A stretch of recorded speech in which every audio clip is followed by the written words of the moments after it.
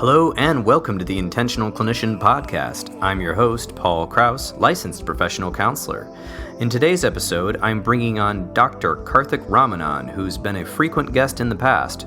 We're having a short discussion about how to stay healthy during the quarantine of 2020 and also how to balance the tremendous grief and difficulty people are going through in their lives, also with some opportunities for growth, but not ignoring either one. If you don't know who Dr. Karthik Ramanan is, I suggest you check him out, especially his famous YouTube channel with the Dr. K Show.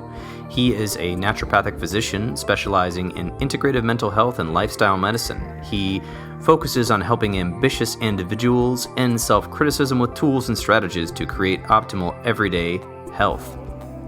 And he is a very authentic speaker. He talks about his own struggles with obesity, low self-esteem, intense self-criticism, even though he was a very high performer, and how he went from a career on Wall Street to medical school and what he's up to now. He's helped a lot of people, and I think he will provide some great insight during our talk today. Stay tuned.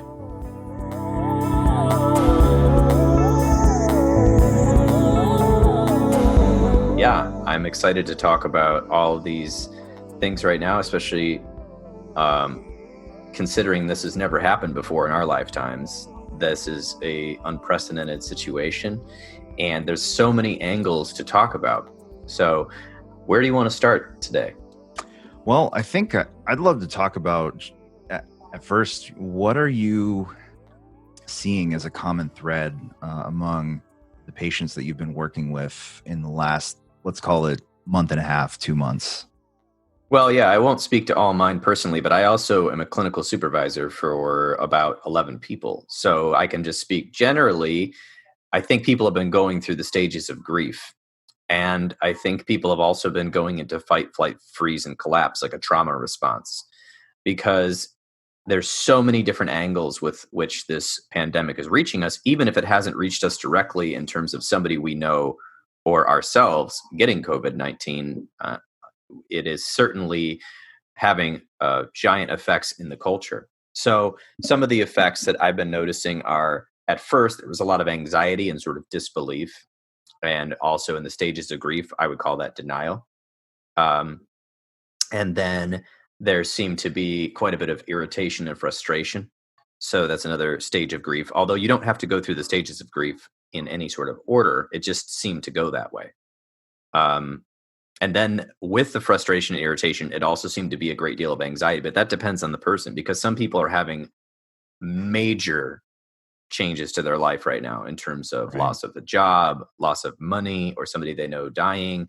These are huge traumas that are just happening in the midst of a global trauma. And then other people, more or less, their lives were all changed in terms of every plan they had was basically changed. And also the things they were used to going out of the house to do were all changed. If they didn't lose their job and they were just working from home and they couldn't go to certain businesses. So that was frustration, irritation, but then also getting into anxiety. When is this going to end? When is this going to stop?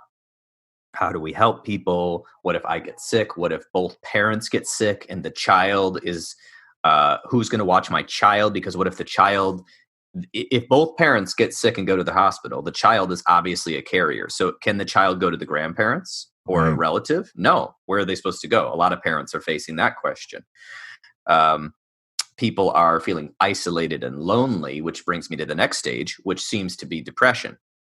There's a lot of people, I think now that we're 2 or 3 weeks into the quarantine, that are facing the effects of depression on top of the trauma and anxiety responses, where they're just sort of dragging through their day. I hear a lot of reports of, I'm exhausted, I'm so tired, I'm overwhelmed, I don't even know what to do. I can't seem to get motivation to do the things that I normally would do in a workday. And even though I'm not commuting, that extra half hour or an hour I've saved, I don't even know where it's going. And then, of course, bargaining. People are, bargaining and wishing and praying and meditating and hoping this will end sooner. And then also contrasting that with an over it seems, oversaturation of news coverage that they may be watching, or too much digital input, I think, is having an effect on people. So, I mean, I could keep going. That's generally some of the trends we've been seeing from the mental health side of things. And also, oddly, uh, in the world of technology, a lot of people are not reaching out to their therapists right now. We've started to get a Right. bit more of an influx in the last week, but it's almost as if people didn't realize that telehealth was covered. And in the first week of the pandemic, almost every state in the United States authorized that insurance companies must cover telehealth. And I think nationally, a lot of them are now covering telehealth so that your benefits are the same whether you're in the office or at home. And they relaxed some of the telehealth requirements so that people could just contact their therapist whatever way they knew how, whether it was phone or video or HIPAA secure telehealth videos, or if they weren't set up for that. So there's a lot of mental health professionals out there saying, "Oh, where are my clients? They're not Right. they're not If calling, or new anything, this clients would be aren't the calling." time. With Exactly. what you said, especially, I noticed that as well in terms of denial. There's still some people in denial Oh, for that I've sure. noticed, but also anxiety was extremely prevalent, especially a few weeks ago when everyone was hoarding supplies because we didn't know, like, is the entire thing going to get shut down? When you're in that state of fear and panic, we start making decisions that aren't necessarily rational but are uh, in order to survive. But now I'm also noticing that trend toward depression. And actually, the episode of the Dr. K show that's coming out this week at the time of this recording is about coronavirus depression, because, like you said, people are talking about fatigue, not feeling the motivation to do the things that they normally would do, or just not having the energy to. And I think a lot of people are going through depression maybe for the first time, and that's why they're not recognizing that those symptoms might really correlate to a depressive episode. And at the same time, I think it's important to understand that both of us being mental health professionals, we understand this, that it's there's a level of response that we have toward a trauma or an event that we could consider expected, normal, for lack of a better word. And right now, with the degree that this has offset everyone's life in the entire world, um, there's absolutely no stigma associated with going through depression at this time. And I think it's just important for people to realize that and reach out for help. Like you said, you know, I don't think people are realizing just yet that they can reach out and get help from counselors, whether it's local or now, like you said, from afar with telehealth. So there's a lot of people that are able to help. And I just hope that people take advantage, because I don't think it has ever been more important to take care of our mental health than it is right now. Because, again, not to alarm people here, but here's something to keep in mind. This is a virus, right? And unfortunately, it's taking its toll from a physical health standpoint. With a lot of individuals out there, we see the death toll rising, and we're trying to flatten the curve and all those things. At some point, it will pass, because they all do, right? And those who survive it will survive it, the physical aspect of it. Hopefully, it doesn't mutate and we get further strains of this in subsequent seasons and all that stuff. But perhaps at some point, we have a herd immunity to it. However, the economic implications, for one, are going to last for a while, whether they're happening right now. And I'm not just talking about the stock market. I'm talking about companies and their actual ability to thrive, right? How the stimulus bill is going to affect that, how the stimulus bill is going to affect our country's economic health going forward. We don't know the answer to any of those things, but more than anything else, you and I both know that a trauma that takes place can have an impact on one's mental health for a long time, well beyond the duration of the physical health, well beyond the duration of the economic implications. Probably get your job back and the economy will be back to normal. But if you don't go through the stages of grief and we can talk about this. And if you don't get the help right now, it can linger and it doesn't have to. So I would like to ask you, what's your take on grief right now? What is the best thing that people can do and in this stage? Well, the best thing for grief is to talk about it openly. If you don't have somebody to talk to, like you said, reach out to a licensed professional counselor or naturopathic doctor or somebody who can talk to you via telehealth at this time. You've got to express the grief. If you don't express the grief, it's pretty simple that it gets stuffed inside of you and comes out in other ways.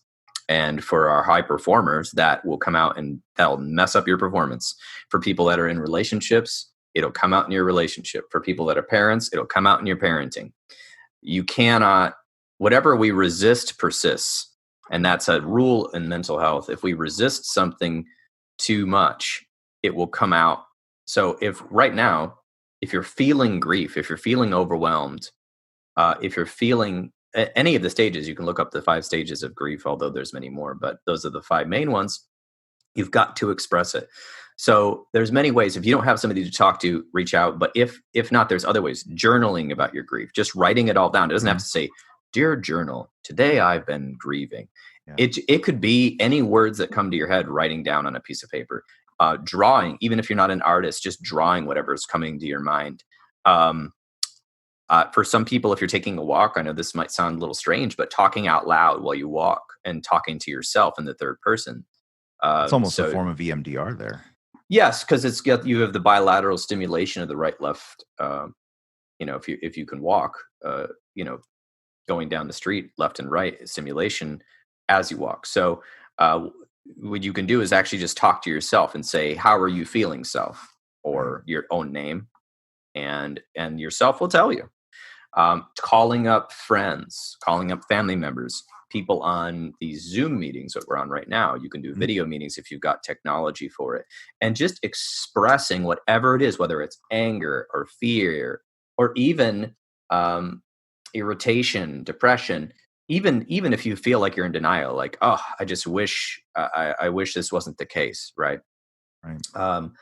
And kind of going through that, I think we have to honor the stages that you're in. So obviously there's a lot of memes going around the internet about like how we can be our best self during a pandemic and how we can sort of like grow and all of that. And we'll get to a little bit of that. But what we have to understand is it's not either or. It's not either you grieve or you fall apart, or you grieve or you grow and become your best self. You are going to be going through a roller coaster no matter what, because all of the things that we believed were certain about our culture and our economic system and our society are not certain anymore. Right. They are changing, and we don't know what that will look like. And so there's very much an opportunity to, instead of being threatened by this, to really work on being in the now, to being in what is happening today. Today is Thursday. My feet are on the ground in this state, in this city, in this house, in this apartment. And I am able to do the following things today. So focusing on what we can do is important, but focusing on what we can control and what is certain. Exactly. But if in that day I make a big plan, I say, "Oh, I want to be productive. I'm going to clean everything. I'm going to reorganize this. I'm going to apply for 5 jobs. I'm going to listen to an inspirational podcast, read a chapter of a book." I may be trying to compensate for my feeling of being out of control by becoming rigid. Now, in that, again, the best thing to do is honor the grief. So if all of a sudden I'm overwhelmed by feelings and I'm upset, I've got to stop what I'm doing, especially even if you're working from home. Stop for 5 minutes and cry. Stop for 5 minutes and get angry. Express that. Then you're going to be able to move through it versus bottling it all up and in the middle of this trauma actually making yourself sick in a way, making yourself more upset, more depressed, more anxious by not accepting the feelings that you're having. Acceptance is difficult. No one wants to accept that every plan they made for the next several months is canceled. Right. No one wants to accept that people they know lost their job. No one wants to accept, like I had a acquaintance that died of COVID-19 in Detroit. No one wants to accept that. I don't want to accept that. I still feel like I'm in shock from that. And Yet if we don't work on trying to accept it, we're prolonging our own trauma and our own um, difficulty. So Yeah. there's no right way, but there is a wrong way. And the wrong way is keeping it to yourself. And in this social distancing, making it social isolation. Yeah. Social isolation is toxic and it will kill you. Yeah. And that doesn't matter if you're introvert or extrovert, That's correct. because the distinction there, I think a lot of people are kind of looking at it as, as an introvert, this is like time to thrive, the social distancing. Um, the difference is, because I've actually lived on both ends of the spectrum through a life transformation. I was on one side, now I'm on the other side. And I've gotten a pretty interesting, I think, view of it. It's more about when the situations where you feel like your cup is being filled up. If you're an introvert, your cup is being filled when you're by yourself. If you're an extrovert, your cup is being filled when you're with other people.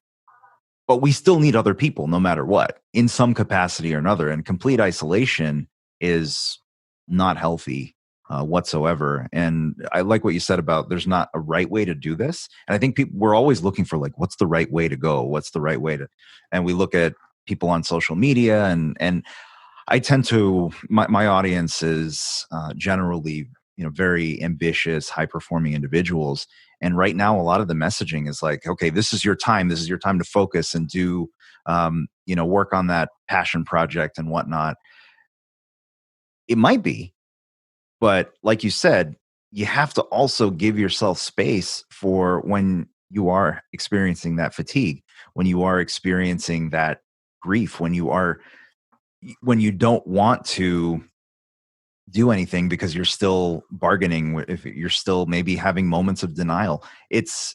We have to go and experience those things and express them in some form or another, and then we can rejuvenate, regenerate our energy to then focus on what do we want to do, how can we take advantage of this situation and the blessings that, if we look for them, are there.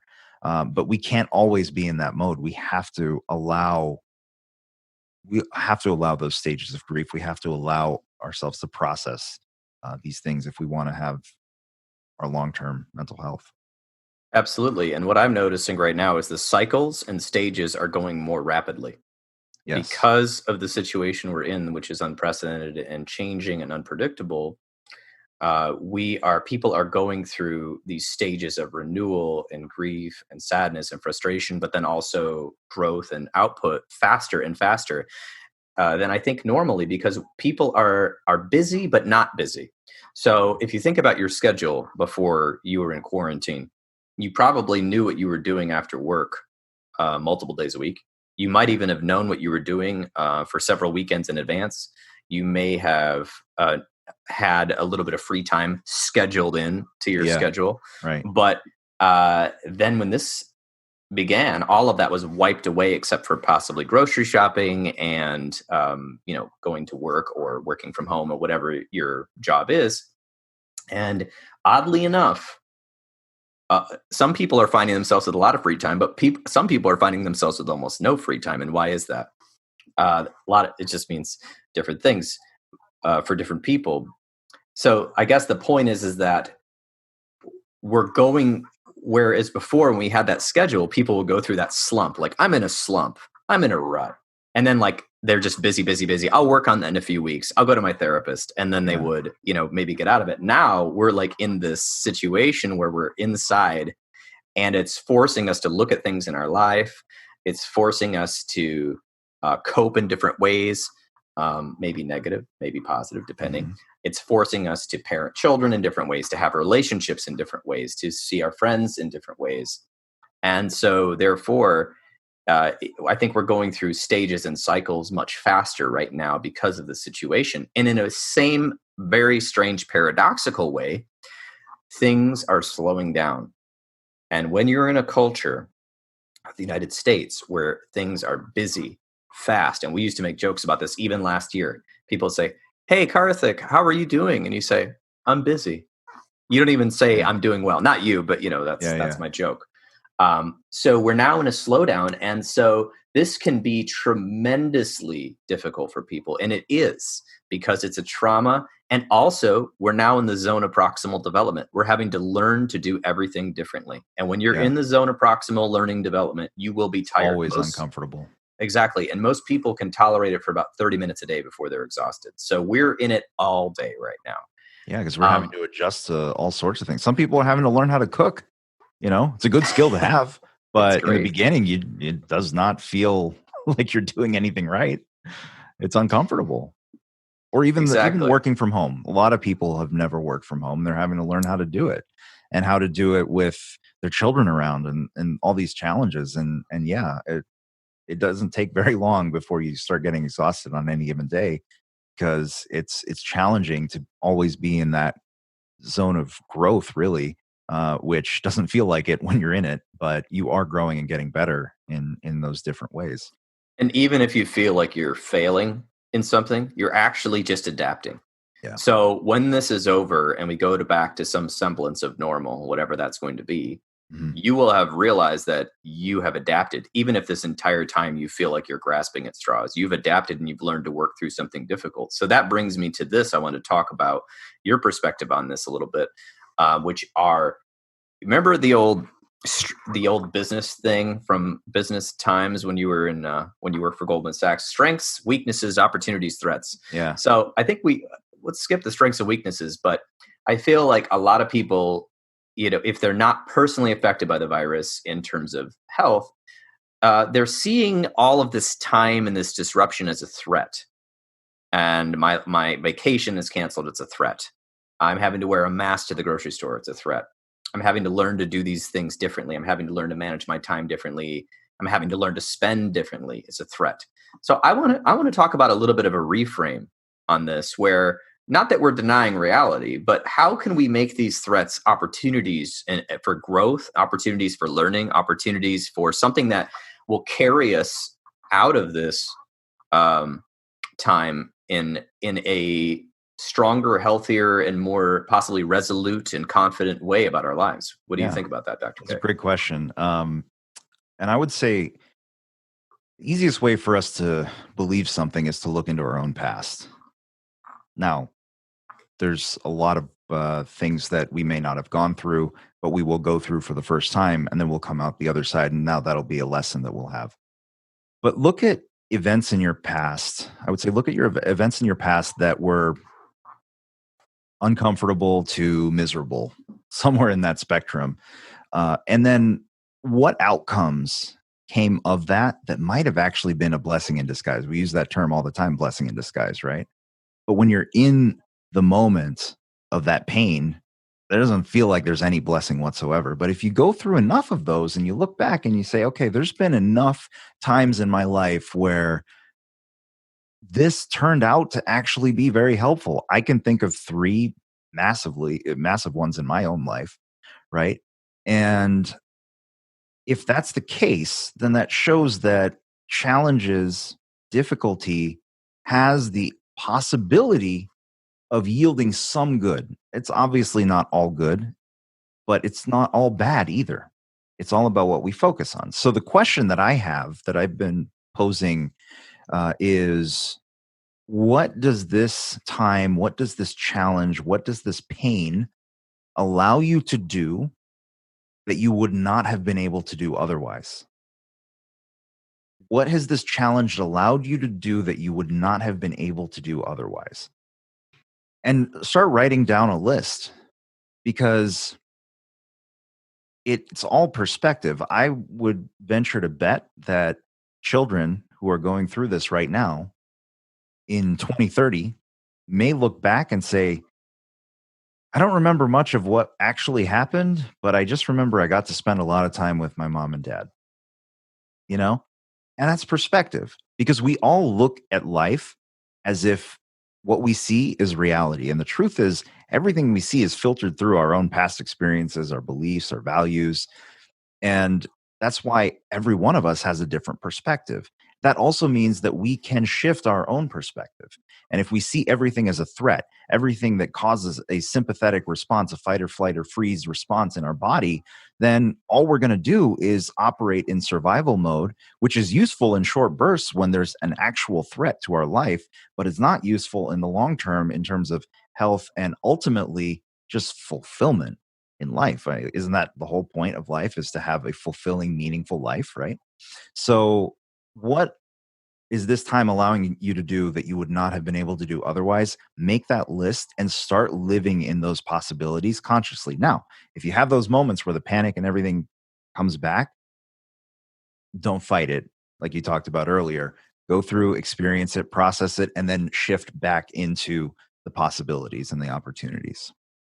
Absolutely. I wanted to talk about taking that. I think that's the practical advice of this discussion. I think people should make that list of what they can focus on, what they can control, what they can try differently if this had not occurred. I want to take that a little further just for the last little bit of this and talk about how this pandemic could open you up to new world that's emerging.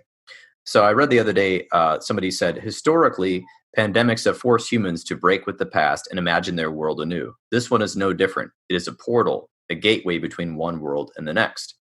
And so we have an opportunity not only personally but collectively to reimagine our values and what's important. And you said, isn't it the point of life to have a happy, fulfilled life? Well, I don't know, Dr. K. I think our culture as a whole might have those values underneath and in their heart, but in Right. terms of what was, I think, important before the pandemic, seemed to be the latest gadget, how much money I had, how hot this Instagram model is, um, how successful I was. There's a lot of surface values that have been cleared up right now, at least for the moment, um, that maybe aren't healthy to us living a long and fulfilling life. Not that any of those things are bad, but if we focus on them as the sole indicator of health, then I think we're lost. So, will this pandemic open us up to caring for other people? We are right now social distancing and isolating for the sick people that may catch COVID-19 and be the ones in the ICU and the ventilator. We are doing this for the doctors so they don't have to make those decisions about who lives and who dies. We are doing this for the elderly and people with underlying conditions that are more vulnerable to this virus. Because as you know, you can read the news, somewhere between 80 and 90% of the people get pretty sick but don't have to Mhm. be in the ICU. But the people that do, so we are sacrificing money, time, we're sacrificing our schedules, all of the things that were dear to us because the government orders. And will this make us bitter or will this make us better? Is this asking us to realign our value system? What is important to us as a person, as a family member, as a if you're religious, what values are you purporting to have, and what are you following through with? And as a culture, what is important to us? Is it that we all people get a chance to live a healthy and fulfilled life, or is it about the stock market? Is it about how much rent we can collect? Is it about debt? Is it about so we have a chance and an opportunity here to take responsibility, just starting with one of us here to keep our communities safe and healthy. I know people are sewing masks. I Mhm. know people are staying home. I know people are calling people that are socially isolated in general who are now more isolated. People are not, they're halting rent payments. Governors have stopped water shutoffs. We've thought about our healthcare system and how we can make it better. How can we reimagine it? How can we imagine our world anew? How can we get rid of ideas that were toxic to our culture and to people? And because here's the thing, this pandemic does not discriminate, No. it is affecting everyone. And And same we with the have mental to, health concerns too. The depression exactly, doesn't play favorites either. exactly. The pandemic and the virus doesn't play favorites, and depression and the trauma from this and the anxiety and the anger does not play favorites. So, can we imagine a world where we are taking responsibility for ourselves and our communities? And how do we then put that into practice? How do we then work on promoting people and leaders in our culture who take it seriously that everyone deserves a chance? There Thoughts, are Dr. so K? many opportunities shift the way things work in this world, because I believe that this is not an isolated incident. This is a symptom of something larger.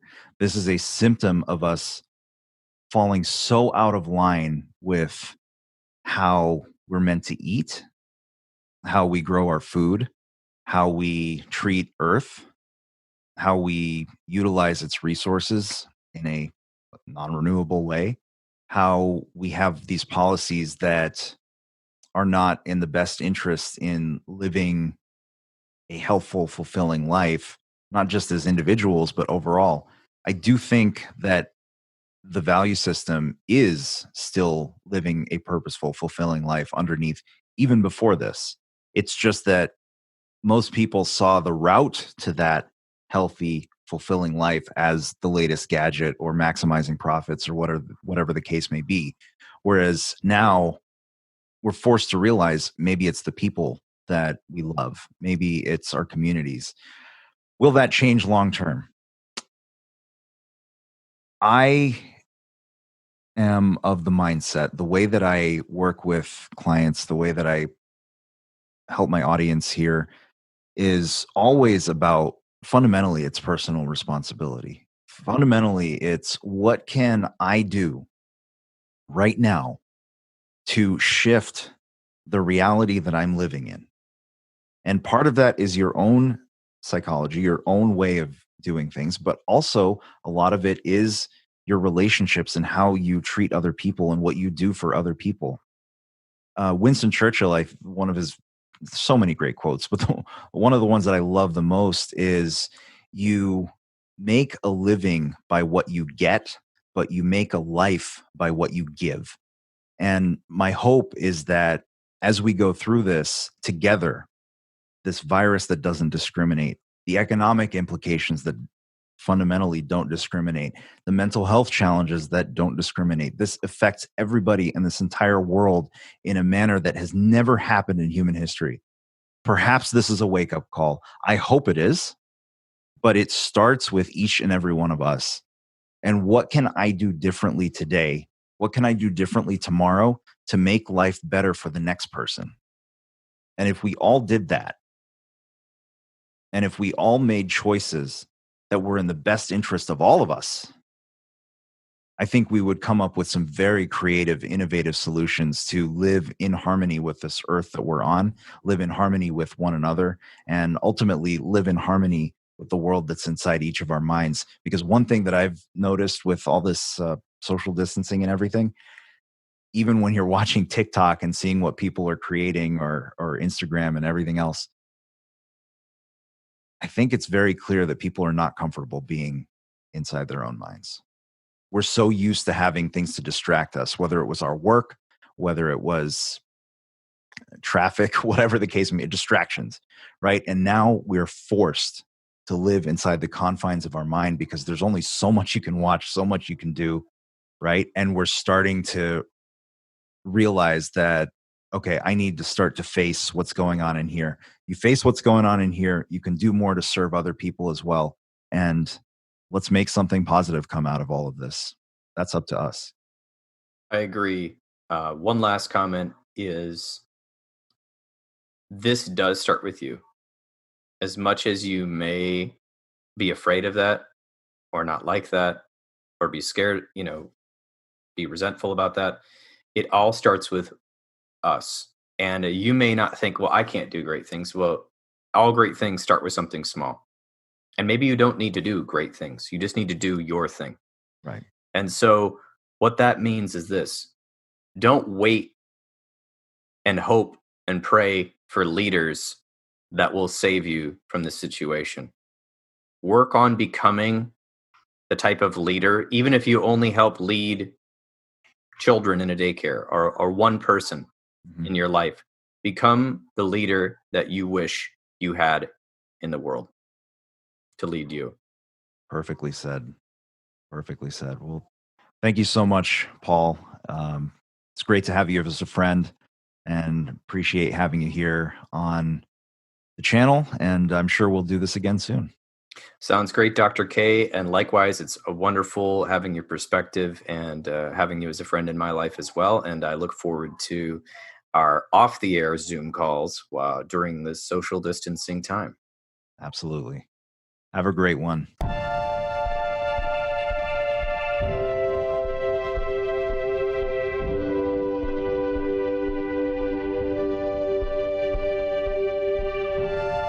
And there you have it. This has been another episode of the Intentional Clinician podcast. If you're enjoying this show, please share it with people you know. I would surely appreciate it. And if you're on a podcast app, you can actually rate and review this show, which would help me tremendously. Also, check out Dr. Karthik Ramanan. Check out his YouTube channel and check out one of his weekly webinars on ending coronavirus anxiety.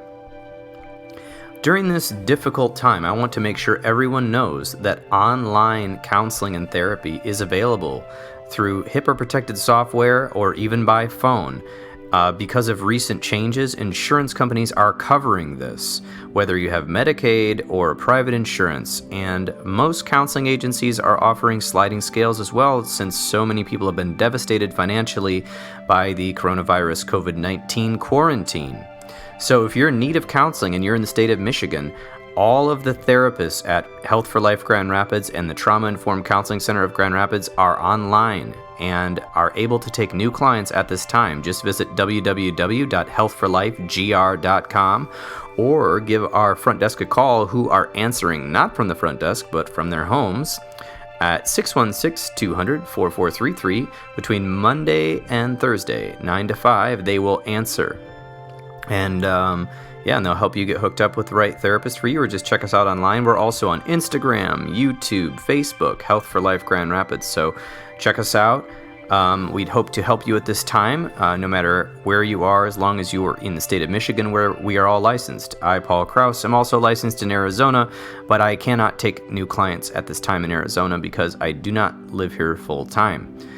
I'm in Michigan most of the time, and then in Arizona 4 to 5 months of the year. So that's not enough to have a whole practice here. If you're looking for an EMDRIA consultant, I am now an EMDRIA consultant in training, and I can provide 15 of the 20 hours needed to become EMDRIA certified. I am working on starting these groups soon. Feel free to contact me at Counseling Supervisor GR or healthforlifegr.com, and just send me an email. All right, everybody. It's been a rough couple of months. I hope that you're all healthy and safe, and that you're taking some time for your mental and emotional well-being and taking care of the people and animals around you. So until next time, this has been Paul Krauss of the Intentional Clinician podcast.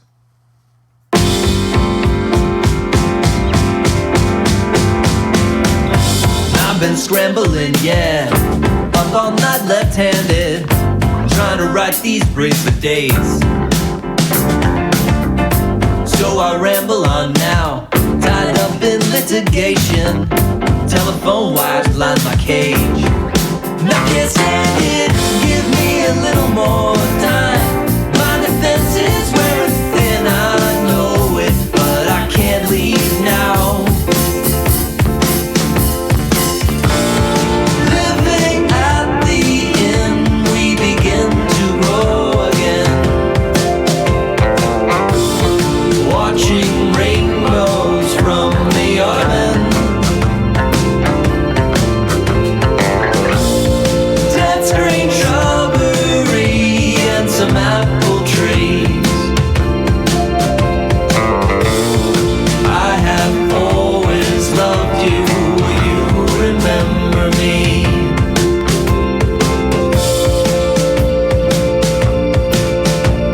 Will you remember me?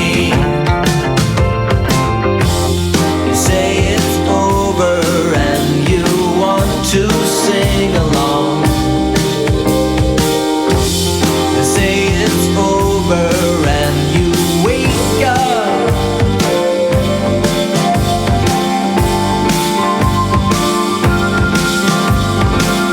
Ever since I left Hanoi, boy, a part of me was stranded, feeling napalm day and night. No one will ever find me in these these newspaper mountains. There are too many